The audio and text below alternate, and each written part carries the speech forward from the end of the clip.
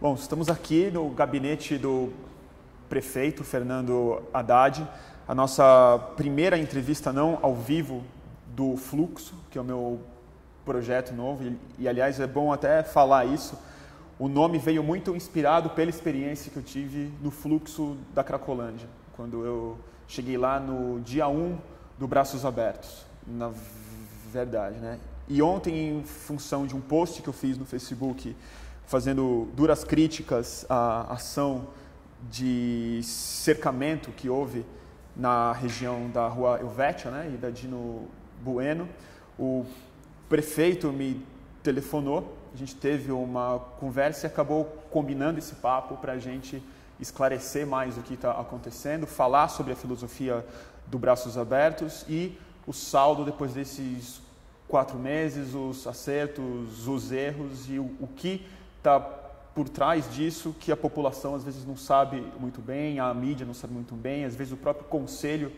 de Drogas e Álcool da cidade, do qual eu faço parte, às vezes também não fica sabendo. Então, assim, eu queria começar perguntando sobre a questão específica que aconteceu nos últimos dias e aí a gente retoma para falar do Braços Abertos como um todo. Já se passaram 4 meses, né, de Braços Abertos e essa semana houve uma polêmica muito forte em função do uso de cercas naquela região. Houve algumas declarações do senhor na mídia e declarações de pessoas que participaram, inclusive, da elaboração do Braços Abertos, muito críticas em relação a isso. Eu queria que o senhor explicasse como essa decisão foi tomada e as razões dela ter sido tomada essa semana. Bom, eu vou falar do Braços Abertos em geral e dessa questão em particular. Mas para não fugir da pergunta, que eu acho importante, as pessoas não sabem o que acontece lá. E vou te citar 2 exemplos. A semana passada houve uma tentativa de homicídio depois de um assalto. A semana retrasada houve tentativa de sequestro. De um assalto naquela região? Naquela região. Ou particularmente no Fluxo? Não. Isso que é o interessante de notar. É uma região onde, como em qualquer outro lugar da cidade, ocorre muitas vezes crime. Né? E o que nos preocupou nessas 2 últimas semanas foi que houve uma tentativa de sequestro de um morador da Dino Bueno e houve uma tentativa de assalto seguido de homicídio, um latrocínio. Né? Quase aconteceu um latrocínio, a pessoa chegou a ser machucada por uma arma branca, por uma faca. E tanto num caso quanto no outro, as pessoas usam o fluxo remanescente como escudo para se proteger e depois fugir da polícia. Sendo que essas pessoas não têm nada a ver com o que está acontecendo ali. Não são dependentes químicos, não estão sob a supervisão do programa, mas se valem daquela instabilidade territorial para se proteger. Para cometer os crimes mais hediondos, né? Como esses que eu citei. Aí eu entro na questão filosófica do Braços Abertos. Infelizmente, eu acho que a direita e a esquerda têm um ponto em comum sobre o problema da droga. Elas tomam os dependentes químicos como objeto. Elas jamais veem aquelas pessoas como sujeitos capazes de firmar um contrato com o poder público. Esse é o grande problema. A direita, em geral, pela crueldade com que trata aquelas pessoas com o uso da violência, em especial. Sempre tem uma visão higienista, policialesca, repressiva, sempre pelo lado da limpeza, tratando aquelas pessoas como um objeto a ser removido do lugar. Mas a esquerda não faz melhor, porque vê aquelas pessoas como gente, não como bicho ou como coisa, mas tem uma visão de tutela. Não imagina que aquelas pessoas possam celebrar um contrato e que eles saibam o que é melhor para eles. Mas o senhor não acha que essa é a crítica que boa parte dos especialistas fez justamente nas cercas por tratar as pessoas como um objeto, como algo a ser? Não, porque aquilo foi pactuado. Nós explicamos para o pessoal do Fluxo que é um pessoal remanescente. Veja, o Fluxo tinha mais de 1.000 pessoas. Hoje o Fluxo tem 200 pessoas. 400 pessoas não frequentam mais o Fluxo. 400 pessoas estão no programa Braços Abertos. 200 pessoas são o fluxo remanescente.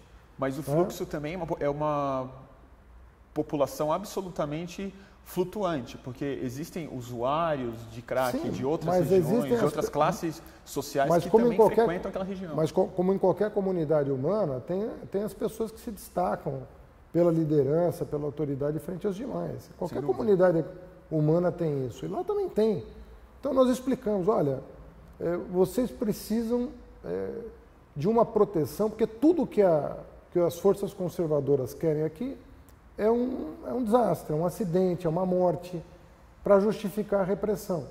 Você veja as declarações que foram dadas recentemente pelo presidente do CONSEG. É sempre na linha de voltar a dar porrada naquelas pessoas. Não é? Os jornais de grande circulação, sempre na linha de obstrução das vias, reclamação dos moradores, sempre na linha de ir para a barbárie. Mas as declarações que o senhor deu também diz respeito muito à desobstrução de vias, que foi onde eu me peguei particularmente. Mas tudo é pactuado, porque a liberdade de ir e vir vale para todos, eu falei. Vale para o dependente químico, vale para o morador, vale para o lojista, vale para quem for. Todo mundo tem o direito de circular pela cidade, aqui não é espaço público. Então eu não posso, assim como eu não posso impedir uma pessoa que é dependente química de ir e vir, eu não posso impedir uma pessoa de passar pela calçada, um carro de transitar pela via. Mas o que eu falei adicionalmente, que foi suprimido, ou não foi suficientemente sublinhado, é o seguinte, lá tudo é pactuado com eles. Nós nunca tomamos uma decisão que não tenha sido pactuada com eles. Agora, quem não está na mesa pactuando, se sente tutor daquela população. E o maior inimigo que aquela população pode ter, de um lado é o repressor e de outro é o tutor. Então são visões que tomam aquela comunidade como objeto de políticas públicas e não como sujeito da sua própria superação. Então tem uma visão muito equivocada, na minha opinião, sobre como é que aquelas pessoas podem efetivamente contribuir com a sua própria recuperação e como querem contribuir.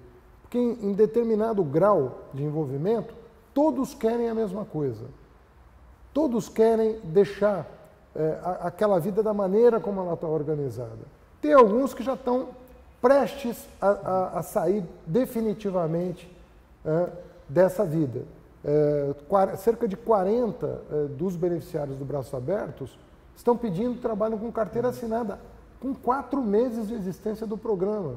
A gente vai falar um pouco sobre isso, eu quero saber um pouco de resultados e saldo parcial ainda, porque ainda é muito cedo para ter alguma conclusão, mas falando sobre a tal pactuação que houve e que há em vários níveis com os usuários lá.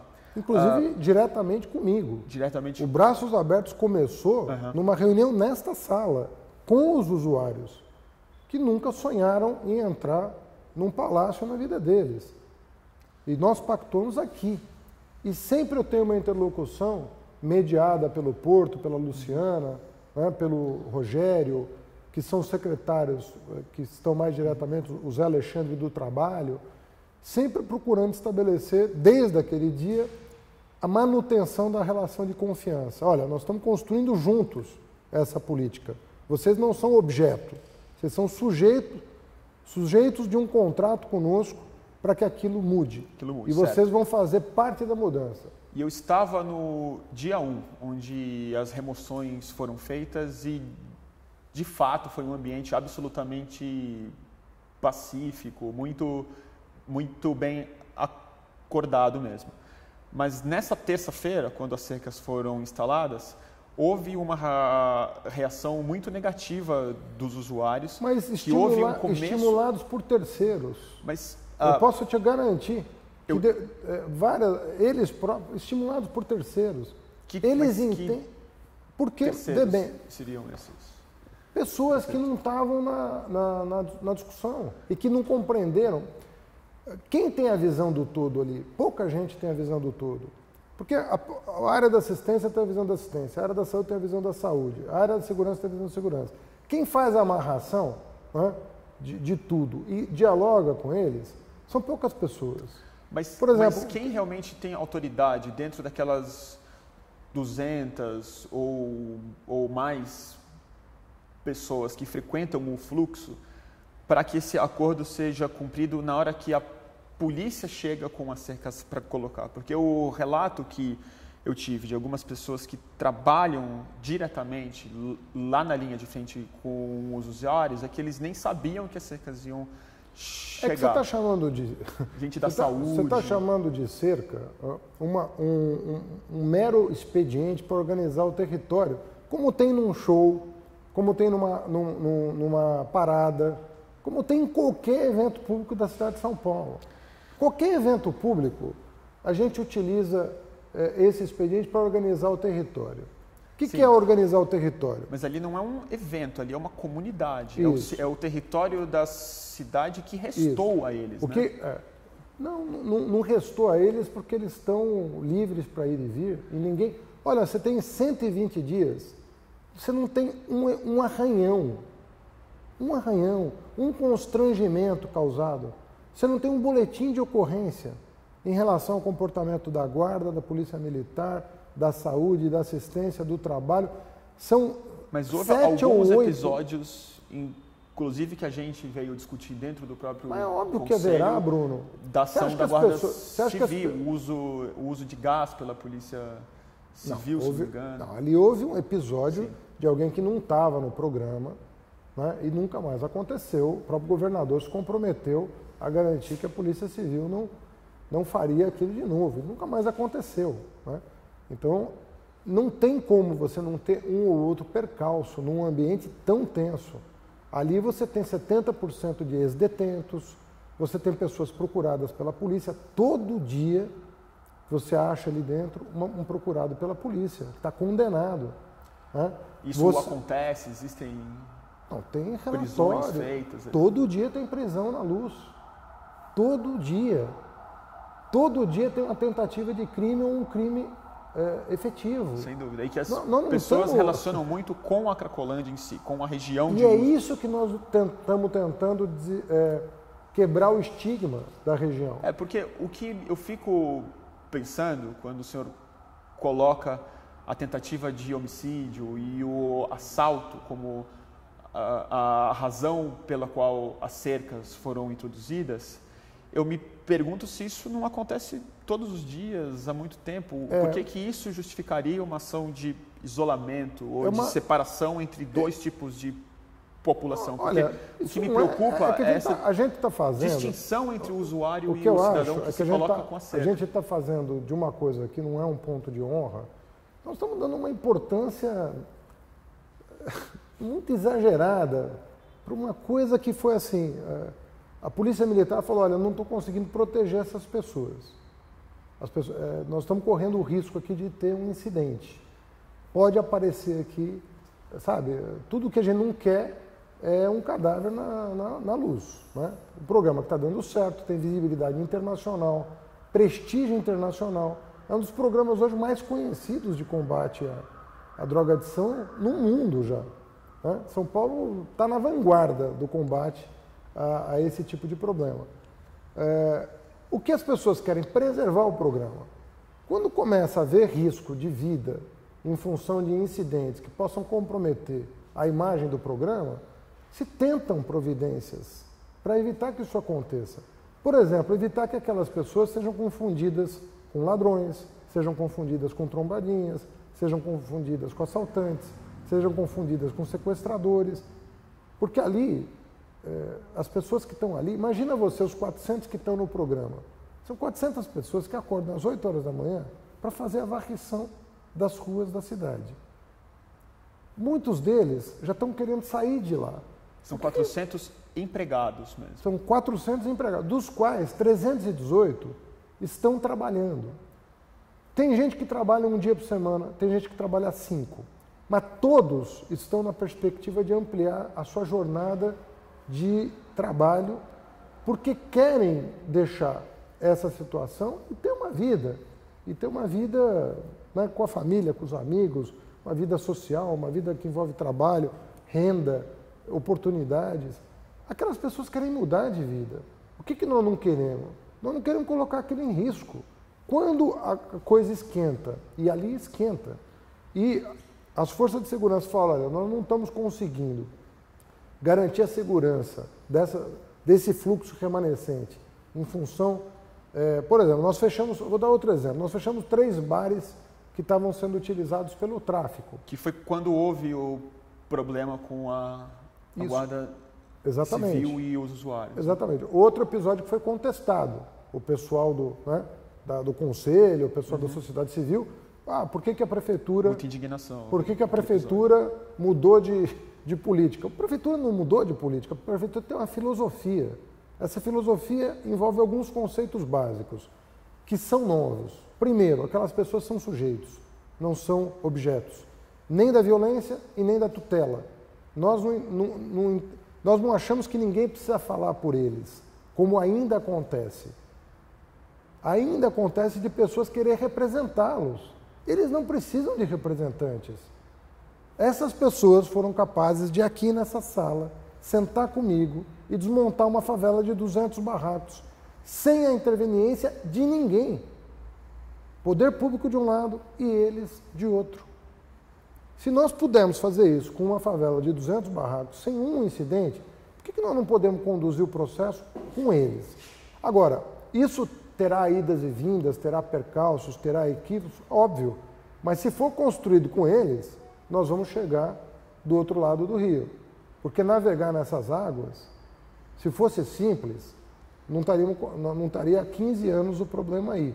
Agora, é a primeira vez que se tem esperança de uma superação. Então, vamos dar um pouco mais de crédito para aqueles que estão à frente da operação, do comando da operação. Porque todo mundo quer levar a operação para o mesmo lugar, para o êxito. E o êxito significa recuperar cada uma daquelas pessoas, não excluir ninguém, não expulsar ninguém. E como que isso se dá dentro do Braços Abertos? Porque a gente está em 4 meses já. O senhor falou que tem 40 pessoas que já estão querendo arrumar um outro emprego, sair daquela situação específica do próprio Braços Abertos. O senhor também acabou de afirmar que seria a vanguarda do combate à adição e não necessariamente a droga como um problema em si. Como que o Braços Abertos prevê o seu futuro imediato? Porque também não adianta que os hotéis e a tenda se tornem um paradigma novo, estável naquela região. Porque o problema do Braços Abertos, e por isso que ele envolve riscos. Por que ele envolve riscos? Porque você não pode parar de inovar. Se você parar de inovar ali, nós vamos regredir, vamos perder o território para o tráfico. Então, toda semana, todo mês, nós temos que ter alguma inovação. Fábrica Verde foi uma super inovação. As pessoas que não estão mais na varrição, estão na Fábrica Verde, estão numa condição melhor de saída da drogadição ou de recuperação da sua dignidade do que as pessoas que não estão. O hotel foi importante, os alojamentos, para tirar as pessoas da rua, mas ele já está demonstrando os seus limites.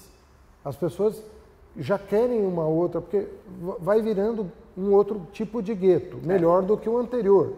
Mas, para quem tem uma perspectiva emancipatória, aquilo não pode se estender indefinidamente.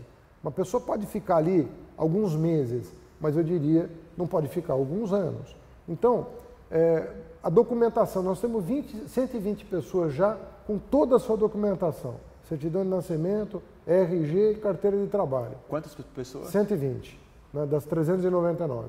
Muito bem, dessas 120, 40, segundo o pessoal da assistência da saúde, já estão em condição de pensar no futuro próximo um outro paradigma de trabalho. Teriam condições de ter um trabalho e aí, ao Braços Abertos, caberia manter um auxílio para moradia, que eles não teriam condição de, com um salário, se manter, mas já eventualmente já fora da luz, já num ambiente menos coletivo, mais individualizado, em que a pessoa de repente pudesse escolher o bairro, voltar para a sua comunidade. E esse acompanhamento seria feito por quem? Dentro da rede de CAPS, de psiquiatria da própria saúde? Não, essa virada, vamos dizer, é o trabalho e assistência que estão promovendo. A assistência com a documentação e o trabalho com a abertura de outras possibilidades de emprego. Então nós ainda não tomamos a decisão, mas pode ser que se os médicos e os assistentes sociais entenderem que já é o caso, nós podemos incluí-los nos cadastros dos CATs da prefeitura. Aí eles estariam aptos a buscar um posto de trabalho com carteira assinada, já estão documentados, desde que a gente tenha a segurança de que essa pessoa não vai trazer prejuízo para a sua saúde, essa ousadia, né, que é uma mudança em 4 meses total de paradigma. Então nós estamos construindo eu não diria a porta de saída, porque a expressão pode revelar que a gente quer se livrar do problema, mas um outro estágio, né, na evolução da recuperação e do tratamento dessas pessoas. Agora, muitos já estão referenciados a CAPS. Eu não saberia te dar o número agora, mas eu acho que são 268 dos 399 estão referenciados a CAPS. E os 399, segundo o pessoal da saúde, têm um prontuário. Ou seja, tem algum tipo de acompanhamento médico. Entendeu? Então, ou seja, pensa um ano atrás, pensa 6 meses atrás. O salto de qualidade é brutal. Não, isso eu acho que é indiscutível e, inclusive, quando o programa foi lançado, eu acho que ele foi particularmente muito bem recebido, até por parte da sociedade que a gente não esperava esse tipo de reação. Eu esperava muito mais pedra vindo para cima do programa do que realmente aconteceu. Teve muita pancadaria, né? Teve muita pancadaria, mas eu acho, pelo que eu li, que foi menos do que eu esperava. Houve muita gente dando um voto de boa fé, reconhecendo que a mera repressão que houve nos últimos anos, tradicionalmente no mesmo mês que o programa foi instalado, que era realmente uma porta boa para uma nova experiência. Eu pergunto uma outra coisa. Conversando também com a turma da saúde que trabalha diretamente lá, e eu mesmo frequento muito aquela região, há a ideia também de que há uma migração nova para o fluxo de usuários de outras regiões de São Paulo que entendem que ali pode ser uma vida mais interessante do que nas outras regiões de uso de crack em São Paulo, onde outras comunidades foram estabelecidas. Eu falei com algumas pessoas ontem que trabalham com redução de danos lá, que tem mais de 200 pessoas cadastradas esperando uma vaga no Braços Abertos. Número que eu tenho é de 50. 50? Na fila de espera. E isso é uma outra coisa. Os números são muito diferentes e eu entendo isso. É uma população também muito complicada de você medir, de você recensear, inclusive de saber resultados de redução de uso. Isso é clássico em psiquiatria, não é uma exclusividade do Braços Abertos, mas os usuários mentem muito em relação ao uso. Isso acontece na Cracolândia, isso acontece nas classes altas, quando vão para um psiquiatra falar se está reduzindo no uso. Mas tem coisa que não mente, né? Por exemplo, a mão não mente e o rosto não mente, né?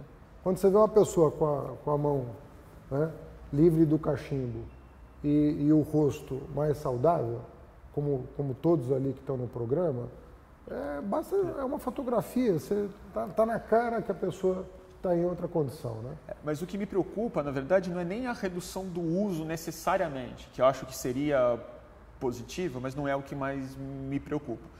O que eu fico me perguntando muitas vezes é que, assim, existe um caráter de tratar o usuário de crack como um sujeito, eu acho isso inegável, e existe uma questão territorial do bairro, de liberar as ruas, de fazer daquele espaço algo que possa ser usufruído por toda a população. Mas não é liberar deles, né? Isso que é importante. Eu entendo. Mas isso acho que é uma percepção nacional também, né? De que a Cracolândia é a luz, né? É na luz. Eu me pergunto assim, o quanto que o Braços Abertos vai se tornar uma política de tratamento de usuários na cidade de São Paulo, ou ele se restringe àquela região ser recuperada do ponto de vista humano e físico também? Se a gente está pensando nas regiões ali do Ceasa, Minhocão... Estamos pensando, né? Nós estamos já atuando no Ceasa, mas a luz... Está atuando no Ceasa já estamos atuando, já estamos cadastrando, a maioria é moradora, tem casa. A luz é muito diferente de qualquer outro lugar, isso eu posso te garantir, porque eu estou indo aos outros lugares conhecer melhor as características da luz. A quantidade de moradores de rua, em situação de rua, na luz, usuários do crack, é uma coisa que só tem na luz. Outra coisa que só tem na luz, a atração de pessoas de outros municípios, de outros estados, de outros bairros. Porque sabe que lá tem, né? Só tem na luz. Então, tem esse fluxo intermitente é típico da luz. É isso que eu falo. Você vai no final de semana, chega numa sexta-feira à noite, no começo de mês, você vê... É como o pessoal do Ed Lay fala, é tipo uma rave, é uma grande festa e que não é simplesmente consumo de crack. É verdade. São as pessoas ali passando a noite delas. Isso. Parte disso é o consumo de crack. Parte disso é o consumo de crack. Isso é verdade. Então, a luz tem características absolutamente próprias, não é? Essa coisa de feira, de evento cultural na cabeça de alguns, né? essa visão de que ali se acontece alguma coisa, um tipo de encontro onde as pessoas se socializam da sua maneira, até buscando proteção, buscando algum alívio também, porque aquele convívio acaba trazendo algum tipo de sociabilidade. Isso existe só na luz, são características próprias da luz. Por isso que o desafio de organizar o território ali é tão importante. Não se trata apenas de alojar as pessoas, de dar condição de superação para as pessoas. Tem uma questão do território que precisa ser considerada, que você fez menção, que ali tem todo tipo de cidadão. Ali tem absolutamente, São Paulo está representada ali. Você tem todo tipo de cidadão no gradiente todo da cidade. Então, a organização do território, o que nós estamos fazendo um palco da virada cultural lá? Qual é a intenção da prefeitura ao fazer um palco da virada cultural lá? É o seguinte, isso aqui é a cidade, isso aqui é nosso, isso aqui é de cada cidadão. Vamos quebrar esse estigma de que é um lugar impenetrável. Quando as pessoas entram e saem da Sala São Paulo a pé hoje, e antigamente nem de carro você conseguia fazer isso com sensação de segurança, tem amigos meus hoje que falam, pô, eu vou à Sala São Paulo a pé. Entro e saio da Sala São Paulo. Nunca imaginei que fosse possível uma coisa dessa. Eu tenho tanta satisfação quanto um usuário que diz obrigado pela oportunidade que você está nos dando de deixar aquela vida. Então, cada cidadão ali tem uma expectativa. E eu acho que é possível atender a todas as expectativas se a gente fazer uma concertação em torno do território. Sem dúvida. Mas aí que vem a minha crítica que eu fiz ontem, a sua fala sobre o direito de ir e vir. Porque olhando do outro lado, e aí já não é uma questão de leis e regras, é uma questão cultural mesmo, eu tenho a impressão que o usuário de crack, antes de mais nada, ele foi tolhido no seu direito de ir e vir no resto da cidade toda. Assim, eu acho muito bom que a pessoa que vai na Sala São Paulo, ela possa andar a pé. Mas talvez aquela seja uma das poucas regiões onde um frequentador da Sala São Paulo não poderia andar a pé. Um usuário de crack, e aí não vou nem falar do usuário de crack, pessoas em situação de exclusão extrema, que acho que é o que a gente está falando realmente aqui, e uma minoria dessa população em condição de exclusão extrema, ela é tolhida no seu direito de ir e vir em parques, em ruas mais nobres, né? Elas são realmente reprimidas, não pela lei, mas pela cultura da cidade, dos seguranças, dos próprios policiais, da própria população que enxota eles, né? Eu acho que esse é o grande simbolismo que fez com que a cerca ficasse algo tão pesado para quem assiste isso fora. Pode até ser que essa é uma leitura possível. Na minha opinião, uma leitura que não levou em consideração a conversa com eles. Porque eles sabem dos riscos que estão correndo mais do que quem fala por eles. Porque eles estão vivendo ali. E quando eles são levados aos fatos, que eles conhecem mais do que ninguém, eles pedem um tipo de providência que quem fala por eles não pede. Por exemplo, eles estavam querendo utilizar um espaço privado, né, para ficar mais isolados ainda do que já estão. O senhor me disse ontem que eles queriam até ocupar um terreno ali na Um terreno luz. privado. Ou seja, o que eu vejo muitas vezes é que nem sempre existe coincidência entre aqueles que julgam representá-los e eles próprios querem do braços abertos. Nem sempre é uma coincidência. Às vezes há, mas Até às vezes não há. porque é uma população também profundamente heterogênea. A gente não pode chamar uma população de 400 pessoas que quer uma coisa ou duas coisas específicas. Né? Mas quem tem condição de pactuar isso, na minha opinião, são eles. Eu acho que, eu te digo, nós tínhamos mais de 1.000 pessoas ali, entre 1.000 e 1.000, isso recenseadas. Tinham mais de 1.000 pessoas na luz. Hoje nós temos 200 pessoas ali, no máximo. No final de semana você tem razão. Acontece uma outra coisa, esse número às vezes aumenta. Mas, regra geral, você tem ali, começa o dia com 50, fim do dia você tem 100, noite e madrugada você tem 150 pessoas. Nós tínhamos 1.200 pessoas ali. Ou seja, mudou totalmente a região. E tudo pactuado com eles. Eu não procurei nenhuma autoridade que falasse em nome deles. Eu procurei aquela comunidade e, obviamente que você fala, bom, eles não têm uma pessoa eleita para falar em nome deles, é verdade. Mas tem uma rádio ali entre eles que funciona muito bem. Quando nós pactuamos com 3 dos que eram considerados muito perigosos, assim, um tinha cumprido 12 anos de prisão, o outro 15, o outro 23. E houve esse papo aqui na prefeitura? Houve esse papo aqui nessa sala e eu disse, vocês têm condição de conversar com as pessoas sobre o que nós estamos falando aqui e trazer um pacto para cá, conversado com a comunidade? E eles falaram, nós vamos fazer. Então, proponho o seguinte, vamos desmontar a favelinha em um dia. É possível conseguir esse pacto com vocês, em troca disso? Nós fizemos um contrato. Não tinha defensoria pública, não tinha ninguém aqui. Só tinha eles e nós. E nós celebramos um pacto. Um contrato que não foi formal, não foi escrito, mas foi no fio do bigode. E eles saíram daqui dizendo, se o senhor cumpriu o que o senhor está dizendo, nós vamos cumprir o que nós estamos nos comprometendo a fazer. Não teve tutela de ninguém, não teve interveniência de ninguém, não teve testemunha. Eu não quis registrar para não parecer uma exploração barata do episódio, mas tinham pessoas da administração aqui que podem dar o seu testemunho. Como foi possível desmontar 200 barracos com 2 ou 3 pessoas aqui na sala falando em nome daquela comunidade toda? Existe uma liderança, então. Porque existe uma comunicação entre eles em que as coisas funcionam. Então nós falamos, olha, vai acontecer aqui algo que não é bom para o programa. Se alguém for sequestrado aqui, se alguém for assaltado aqui ou assassinado aqui, isso vai cair nos ombros de vocês, essa responsabilidade. Vão associar a vocês. Vamos tentar construir uma organização do território em que o que está acontecendo aqui fique mais nítido do ponto de vista da organização do território e a gente possa continuar evoluindo no programa, incluindo pessoas.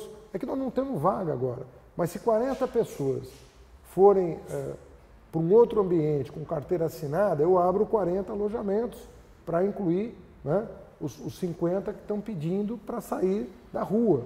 Então, vamos criar um círculo virtuoso em torno do programa, mas de maneira a proteger o programa do que acontece na luz, que não tem a ver. Não tem a ver com crack, não tem a ver com a população em situação de rua.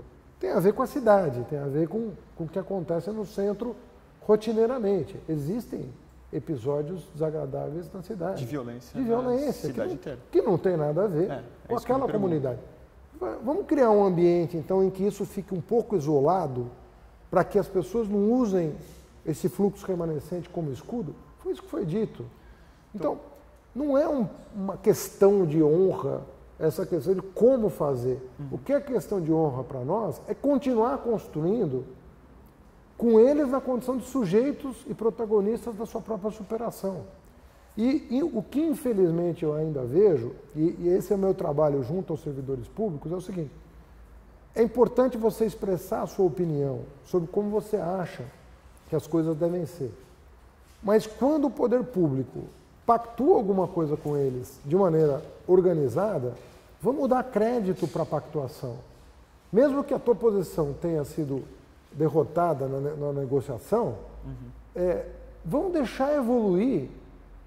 Não tem problema voltar atrás, não tem problema reconhecer. Isso não é um problema do programa. Se a gente der um passo e achar que deu um passo errado, fizer uma inflexão, nós não teremos problema. Agora, nós não podemos quebrar a relação de confiança. Se a gente quebrar a relação de confiança, aí nós não vamos ter mais autoridade para contratar. E isso que é o sucesso do programa, a condição de contrato. Nós estamos aqui, vocês estão aí e nós vamos contratar. Vamos contratar o fim da favela? Vamos contratar a fábrica verde? Vamos contratar documentação e trabalho com carteira assinada? Vamos contratar tratamento ambulatorial nos CAPs? Vamos contratar ampliação gradativa, gradual da jornada de trabalho? Vamos contratar como que o Largo Coração de Jesus, como é que aquele ambiente todo vai, como é que o fluxo ali de pessoas vai se organizar para que todo mundo se sinta seguro, vocês, o pedestre, a criança, o estudante das escolas, o visitador do SESC, a pessoa que vai pegar o transporte público na Júlio Prestes. Vamos organizar isso? Isso é pactuação. Aí pode ser que a gente tome uma decisão equivocada, não tem problema, desde que seja que a gente tome junto e reveja junto, as condições de contrato vão estar estabelecidas. O que eu acho ruim é quando pessoas entendem que aquelas pessoas não podem se fazer representar. Aquelas pessoas têm condição de pactuar. Essa é a minha defesa. Sem dúvida. Não, isso... Elas têm condição de estabelecer pactos. E essa condição, se for explorada, ela é o único ingrediente do sucesso desse programa. Não há outro. Não há outro. Acredite no que eu estou falando. Enquanto nós não tomarmos aquelas pessoas como sujeitos, né, de uma pactuação, e nós, do outro lado, como sujeitos de uma pactuação em nome do poder público, e se isso não for construído com equívocos, com acertos, com idas e vindas, mas de forma organizada, nós vamos perder aquela região de novo para a barbárie, que é o tráfico, que é as pessoas, que é a crueldade. E não precisa disso, nós já estamos quase lá. Nós estamos a um passo de conseguir um feito enorme, mas no fio da navalha. Esse que é o problema do Braços Abertos. Ali você está sempre no fio da navalha. Falando nisso, né, falando em pactuação, né, e na vanguarda da recuperação, da adição, né, que foi o termo que o senhor utilizou, o senhor disse também que os usuários estavam solicitando um espaço reservado, né, para eles, que eles pudessem ficar mais à vontade. Exemplos no mundo todo de redução de danos e de recuperação de usuários utilizam muito as salas de uso ou espaços privados que possam ser monitorados, que sejam parte do atendimento de recuperação. Há essa intenção, há um pensamento de criar condição para que esse tipo de abordagem seja utilizado no Braços Abertos? Olha, uma outra característica do Braços Abertos é que nós não temos um ponto de chegada. Nós temos um caminho que está sendo construído no dia a dia. Nós não temos assim, nós vamos chegar ali, porque ali é o que vai resolver o problema. Nós estamos desde o começo, desde o primeiro dia, construindo semana a semana, mês a mês, e todo mês tem alguma novidade no programa.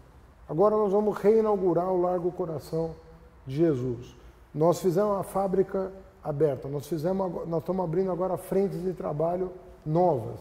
Já chegamos à conclusão que as pessoas não podem permanecer nos mesmos hotéis indefinidamente, porque a evolução delas bate num teto e elas não conseguem superar aquilo se permanecerem ali. Então muitas estão dizendo, olha, eu estou grato de estar aqui nesse alojamento, mas esse alojamento já não me permite superar a minha condição. Porque ele vira uma outra cena, ele vira... Exatamente. Então, essa construção, ela é procedimental. Eu não tenho... se eu disser assim, onde você quer chegar com esse programa? Eu falo, olha, eu sei o que eu quero dessas pessoas, que elas se assumam como sujeitos da sua própria recuperação e nos ajudem a construir essa política pública da maneira como está acontecendo, passo a passo, né? Etapa a etapa. Então, o ponto de chegada nós vamos construir juntos. Onde é que nós vamos chegar juntos? A minha convicção é de que essa relação contratual tem que ser mantida a todo custo.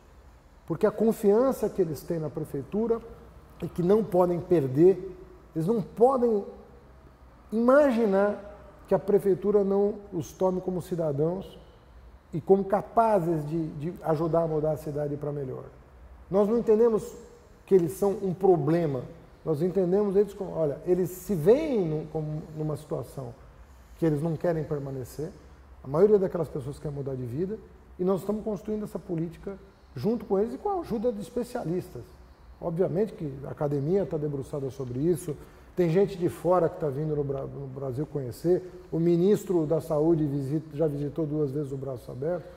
Está todo mundo interessado na experiência. Mas aí eu venho assim, trazendo uma crítica que eu escuto muito próxima dos especialistas que estão naquela área há muito mais tempo até do que o poder público, né? Pessoas que trabalham com redução de danos há 10, 15, 30 anos. Sei. O DARTI, o Centro de Convivência de lei, desculpa que eu estou um pouco gago, sou um pouco gago. O coletivo DAR, né? A crítica que essa turma faz é que eles não estão sendo consultados, não estão sendo ouvidos antes que essa pactuação seja feita. Eles não estão dando os inputs deles. Eles acabam vendo como o próprio público, né? E essas pessoas são membros do conselho, foram parte do pensamento do Braços Abertos e se sentem um pouco alienadas das decisões tomadas hoje em dia. Essa coisa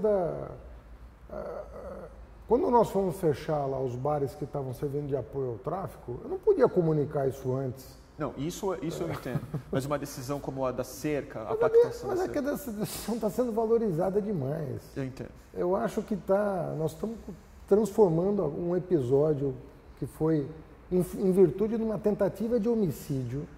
Se tomou uma decisão de proteger essas pessoas de um tipo de ação que está se tornando corriqueiro na região. Sim. Pela 2ª semana consecutiva. E aí nós estamos fazendo disso um cavalo de batalha. Então vamos encerrar o assunto da cerca e falar sobre algo que eu acho até mais importante no fundo. Eu estava semana passada... Se fossem vasos de flores, resolvia o problema? Não, eu estou querendo dizer o seguinte, vamos conversar com eles. Vamos conversar com eles. Exatamente sobre isso que eu quero falar. Se for vaso de flor, resolve. Porque o que a gente quer, o que a gente não quer é que aquela região siga estigmatizada. E quando a gente viu que isso estava em risco, em função desses episódios que eu te relatei, que tem boletim de ocorrência, são coisas que aconteceram agora, esses dias. Se a gente não compreender que isso pode trazer risco para o programa, e que às vezes você tem que tomar medidas para preservar o programa, a gente vai ficar conversando sobre o acessório e não sobre o principal. Uhum. O principal é que as pessoas ali estão sendo consultadas e se conversa todo dia. Olha, aqui não, isso não está legal. Todo dia tem uma pactuação nova lá. Eu recebo telefonemas diários de lá. Olha, o pessoal está pedindo isso. O pessoal... está acontecendo tal coisa. O que a gente faz com isso? Isso aqui é governo. O governo tem que tomar decisão, às vezes, de uma hora para outra. Então, não é possível você, a cada passo, ter uma assembleia. Agora, do mesmo jeito que eu te liguei, né, eu liguei para o Dartil, o Porto sentou com o Arthur e com o Valério, do Ministério Público. Completamente relações horizontais. Eu não liguei para você como prefeito. Eu liguei para você como uma pessoa que respeita o teu trabalho na região. Não fui para... Tanto é que você está aqui, né, a meu convite, sugeri essa entrevista, para conversar numa relação completamente horizontal. Do mesmo jeito que eu converso com o dependente químico da região. Não é como autoridade que eu sento para conversar. Eu sento para conversar em busca de uma solução pactuada, que eu acho que está dando resultado. Então, se nós não acreditarmos, o problema todo é o seguinte, o poder público, hoje, a política em geral, ela está numa situação extremamente delicada, né? De autoridade, né? Hoje não se confia mais no poder público, né? Toda a imprensa, todos os movimentos no sentido de contestar o poder público. Só que o poder público é que tem que resolver os problemas. Então, o que pode fazer o braço aberto dar errado é uma quebra de confiança produzida, que não se quer do lado nosso. Se gerar naquela comunidade desconfiança das reais intenções da prefeitura, manifestas desde o dia de 15 de janeiro para cá, em que em nenhum momento se quebrou com o princípio da pactuação, em nenhum momento. Nós vamos tomar decisões e se tiver alguma coisa que não deu certo, nós vamos rever, mas nós vamos tomar decisões para fazer o programa andar. Se essa relação for quebrada, nós vamos perder porque tem de pior na cidade. Aí não é o poder público nem eles que vão tomar a região.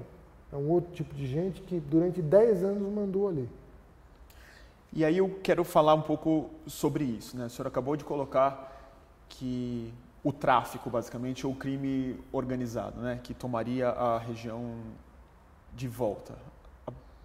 Apesar de, naturalmente, ele não ter necessariamente saído. Ainda há uma relação com o crime, evidente. Naturalmente. Né? Esse é o risco que nós estamos correndo. Pelo próprio uso que está acontecendo lá e pela uma substância que é proibida.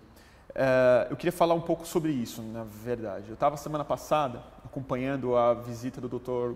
Carl Hart aqui, que é um pesquisador americano que fez um trabalho já de 27 anos especificamente com populações vulneráveis. A conclusão que ele chega muito clara, e que eu acho que está um pouco na premissa do Braços Abertos, é que o problema de fato não é o crack, é a exclusão social. Se você quiser atacar esse fantasma que é muito colocado na população, você precisa atacar a exclusão, o estigma. Esse é o princípio do nosso trabalho. E gerar oportunidades econômicas. Uma das coisas que ele ficou mais chocado de ver no país foi não só a linguagem que se usa para se referir ao crack, né? Falando que é uma epidemia, falando que há uma guerra, que ela está tomando o país, né?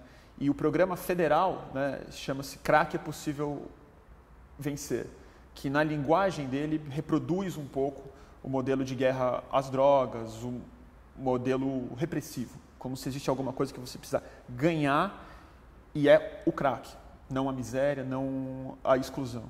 Eu queria saber se o senhor acompanha e como o senhor vê essa discussão internacional, mas que no nosso país é muito urgente também, de rediscutir política de drogas como um todo.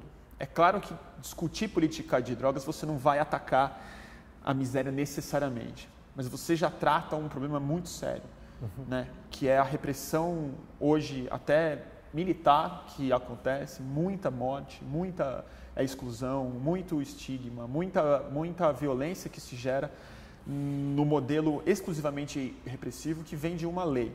Se o senhor acha que é preciso haver uma reforma nas leis de drogas no país como forma de resolver essa situação? Olha, eu acho que o debate, quanto mais madura for a ação governamental em relação a esse tema, mais o ambiente político vai estar propício a um debate aprofundado sobre como superá-lo, né? Eu acho que o slogan do governo federal, eu acho que o verbo vencer ali está muito mais como uma sugestão de autossuperação do que como um inimigo externo. Eu acho que ele aponta mais para que a pessoa pode vencer o vírus, mas não, nesse sentido. Eu discordo, porque, por exemplo, esse adesivo a gente vê colocado em viaturas no Rio, por exemplo. Crack é possível vencer, está na viatura policial. Eu estou me fiando pela experiência de São Paulo. Aqui... E mesmo os programas de saúde... Como é que nós adaptamos o programa aqui? Diga. Nós adaptamos o programa aqui no sentido que você apontou. Quer dizer, o nosso olhar sobre a região da Luz foi: aqui é uma área de exclusão extrema.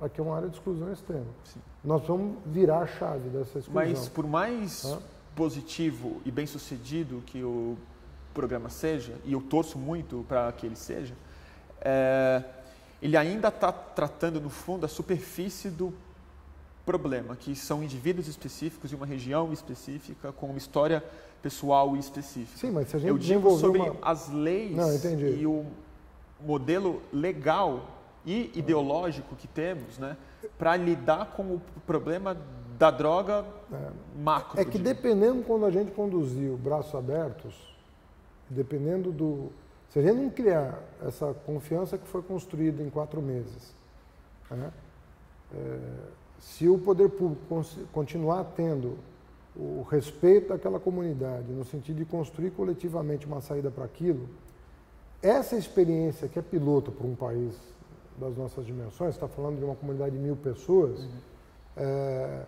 ela pode servir de paradigma para um debate muito interessante sobre a questão. Então, eu não subestimaria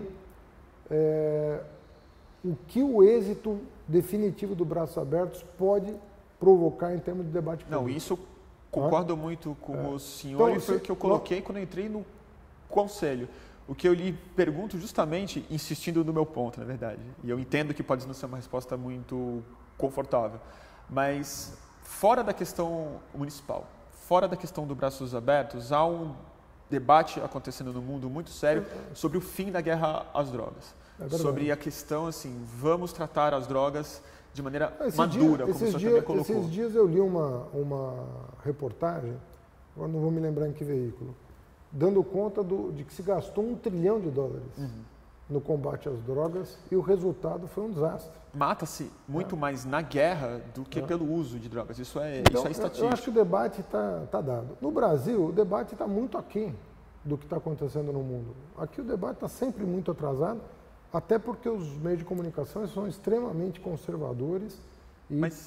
Hoje, menos do que o governo e a Assembleia e os nossos parlamentos. Não acredito, não. Os 2 principais jornais da cidade soltaram editoriais contra o programa.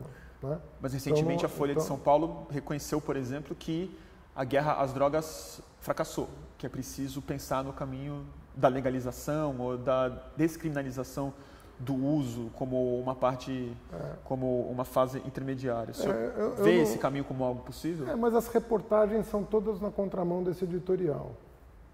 As reportagens são todas no sentido de carregar de preconceito o debate sobre a questão. Então, eu não vou... Às vezes o editorial não representa o pensamento do jornal e às vezes a reportagem não representa a visão editorial. Claro. Eu acho que a gente tem que ser um pouco dialético Mas falando sobre as leis mesmo, eu acho assim, você vendo os meios de comunicação, a tendência é reforçar os preconceitos. Eu posso falar, não, mas eu acho... Na verdade, se você pegar a radiodifusão e os jornais, a tendência é de reforçar os preconceitos. Mas essa então, não terminologia também vem de Brasília, né? Por exemplo, usar o termo epidemia, e a presidenta usa isso com muita frequência, implica em uma imagem, em um problema que, de fato, precisa ser combatido como uma epidemia, né? Quando, de fato, as pesquisas mostram, o professor Francisco Inácio da Fiocruz soltou uma pesquisa recente, agora de 7.000 usuários de crack no país, e que ela é absolutamente conclusiva, não há uma epidemia. Não há um problema de difusão, há um problema sim de exclusão extrema, que é agravado no proibicionismo. A minha inclinação é concordar com isso, porque eu vi ali, por exemplo, 70% dos frequentadores da Luz são ex-detentos. É isso que eu ia comentar isso. Então, como que eles começam a usar crack, né? Então, vê só onde começa a coisa. Quer dizer, devia ter uma política de ressocialização daqueles que cumpriram pena. Não tem. E as cadeias estão super cheias por conta de prisões relacionadas ao consumo e venda de substâncias Então, mas ilícitas. quem não foi preso por essa razão acaba se tornando usuário depois, porque volta para a sociedade e não tem o que fazer. Então, olha só do que nós estamos falando. Nós estamos falando de 70% do público do Braços Abertos são ex-detentos. Então, não tem uma política. Quando a pessoa sai do sistema prisional, a maioria já está lá, já nem devia estar lá. Quando sai do sistema prisional, para onde ele vai? O que ele faz da vida dele? Ele perdeu família, ele perdeu os amigos, ele perdeu o emprego. O que ele faz? É óbvio que uma boa parte disso vai se desesperar, começa com o álcool, acaba no crack. A gente sabe como é que isso se dá. Então, é uma questão de exclusão, sim. O crack é o sintoma de um país que ainda convive com muita exclusão. E toda a filosofia do Braços Abertos parte dessa premissa, que é uma situação de exclusão. Nosso foco sempre foi a saúde, mas de uma outra perspectiva, não a ideia de que, entre aspas, o doente não pode ter uma vida, né, que ele pode ter uma vida, que ele tem que se alimentar, que ele tem que ter um alojamento, que ele pode ter uma atividade, até porque a maioria tinha atividade laboral para sustentar o próprio vício. Claro. As pessoas faziam coleta seletiva no centro da cidade. E que é a maioria das pessoas. Acho que há também uma ideia muito equivocada de que o usuário de crack é aquele usuário. É isso. E se o mercado de crack, do ponto de vista econômico, para o crime organizado, fosse depender de uma população tão excluída, tão pobre e tão pequena, o crack não estaria no país. É isso. Quem está consumindo são pessoas que a gente nem sabe quem é, que estão nos seus apartamentos, que estão... É isso. E portanto, tem uma vida organizada. Uma vida organizada, foi dessa premissa que nós partimos. Nós falamos, é uma situação de exclusão e nós podemos organizar a vida dessas pessoas, junto com eles, para que eles tenham, inclusive, a chance de deixar as drogas. Mas é uma construção feita a partir dessa premissa. Nós partimos dessa premissa lá na Luz. Nós olhamos para a Luz como um território da exclusão. Foi isso que nós fizemos. Por isso o sucesso, junto à comunidade. Nós estamos sendo bem-sucedidos ali. Né? Agora, de novo, é uma bicicleta que você parar de pedalar, você vai cair. Então não dá para você se conformar, não. Eram 1.200, só tem 200, resolvemos o problema. Eu poderia dar o problema como, está parcialmente, está controlado. Está controlado, vamos assim. Eu tenho a convicção de que se nós nos acomodarmos, nós vamos voltar a perder o território. É um território muito vulnerável. É um território onde o olho gordo do crime ainda... E da especulação imobiliária também.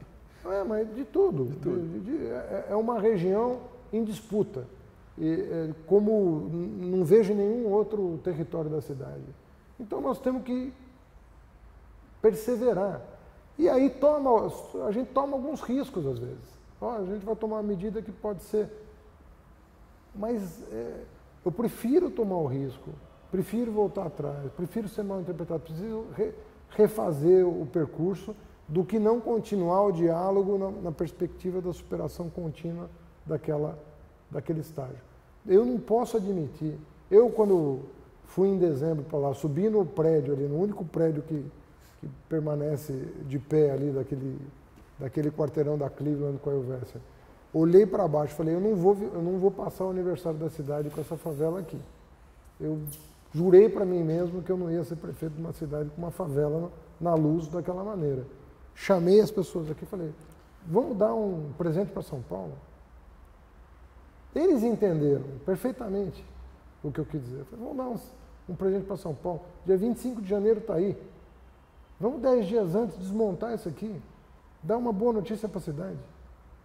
Aqui não tinha ninguém a não ser o que era considerado o pior da Cracolândia. Os detentos mais perigosos, os ex-detentos mais perigosos. Sentamos aqui falando, vamos desmontar, vamos fazer um pacto. Vocês já pagaram o que deviam para a sociedade. Agora chegou a hora de vocês reconstruírem a vida de vocês. Vamos fazer isso. Então, eu acho que é absolutamente possível. Agora, eu fico com medo da crueldade da direita, mas também eu fico com um pouco de medo da ingenuidade da esquerda. Acho que tem muita ingenuidade. E essa tutela, eu acho que se o Braços Abertos ensinou alguma coisa nesses meses, aquelas pessoas são muito mais capazes do que a gente imaginava a princípio. Elas são capazes de pactuar, cumprir, e são capazes de se superar. Então vamos dar uma chance para isso. Nesse sentido, eu até queria te dar aqui de presente o livro do Carl Hart. Fazer a entrevista dele. Que tipo, conta a experiência dele antes como alguém que fez parte do crime, do tráfico, foi usuário, se tornou cientista e retomou o estudo da cena de onde ele veio. Eu acho que tem muita coisa nesse livro que pode ser utilizada como política pública ou pelo menos como filosofia Legal. Também no Braços Abertos. Obrigado. Queria te agradecer muito, tá bom. Prefeito, agradecer a todo mundo que ajudou, a Fê, Carol, Suzy e boa sorte, Prefeito, que eu sei que entre muitas coisas o senhor vai precisar também. Tá certo. Um abraço. Valeu.